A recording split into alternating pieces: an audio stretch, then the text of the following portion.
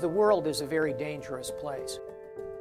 But if we want to create security long-term, we need investments in disaster relief and development. That's the budget of AID, to go alongside what the Department of Defense does in hard power. We're experiencing the largest refugee crisis since the end of World War II.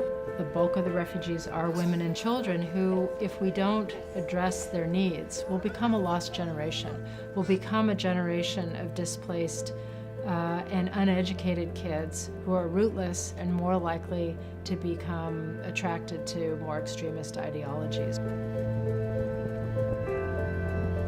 We see the current conditions in East Africa with famine, with large-scale migration. Those are the underlying causes that create instability. Famine, drought, unstable governments, corruption, all of these programs that typically are not dealt with militarily. I've learned in these conflicts in my life, you cannot kill your way to success here. If there's a 30% cut at the State Department, and a lot of that gets moved to the Pentagon, that somehow we're safer, I don't think anything is further from the truth. I'm not surprised to see military leaders speak up and speak out in support of work like CARE does, because they see on the ground how important it is to conflict stabilization, how important it is to preventing them going into certain places. You need hard power for short-term tactical gains, but long-term, it's education, it's access to drinking water, it's nutrition, it is the ability to find employment. Those kinds of long-game objectives are the ones that create lasting security.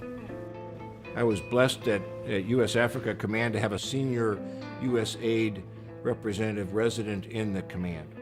U.S. aid brings a number of capabilities that simply are not resident in the military. They bring cultural understanding and expertise. It's not charity. This is national security. And when we don't make an adequate investment in prevention, we pay the cost. The truth is, from pound for pound, the investment in humanitarian assistance and development, it's investment in prevention, and it's more cost effective than not addressing the seeds of conflict, having the conflict erupt, and then having to pay a much higher price in blood and treasure. We can invest now or fight later. And the war later will be trillions. The investment now, hundreds of millions. And so that's kind of the balance we have. If we work it right, this is the first and the best chance you have of stopping a more costly war. The United Nations has said the hunger crises we're experiencing right now are the largest since the Second World War. And that's actually when CARE was founded. At the end of the Second World War, when there were people starving in war-torn Europe, a group of Americans came together, created the first ever care package, and provided desperately needed relief to those people. Dropping that food pack provides a different face of the United States of America. It provides a face of compassion, of competence, of caring. That is embedded in the thinking of people all around the world. If we isolate ourselves from the world and we just turn over all the problems to somebody else, one of my beliefs is eventually they all show up at our doorstep. When we're talking right now about 20 million people on the brink of famine, what we're trying to do is prevent famine. Once we've reached famine, we've failed. We don't let other people suffer half a world away and just not care. This is less than a penny on the dollar of federal spending. It's a tiny, tiny percentage of what the government spends.